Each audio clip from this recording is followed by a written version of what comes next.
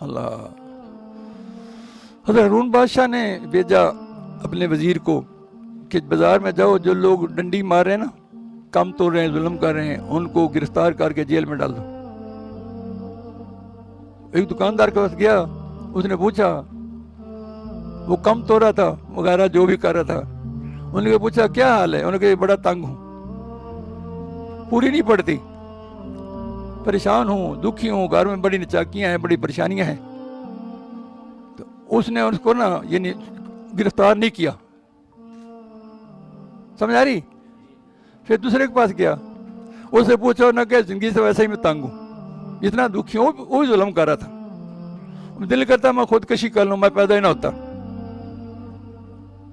ऐसे इसी बातें करना उम्मीदी की, उन्होंने उसको जेल में नहीं डाला।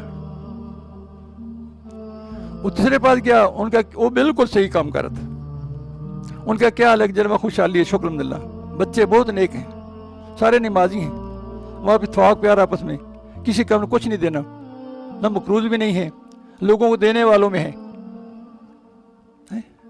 उन्होंने वापस आकर उन्होंने कार्रवाई पूछी, कारगुजारी तीनों की, उन्होंने बताया ऐसे ऐसे, उन्होंने कहा उनको जेल में क्यों नहीं डाला, उनका पहले ही दुनिया में जलील हो रहे हैं, मैं उनको जेल में क्या डालने,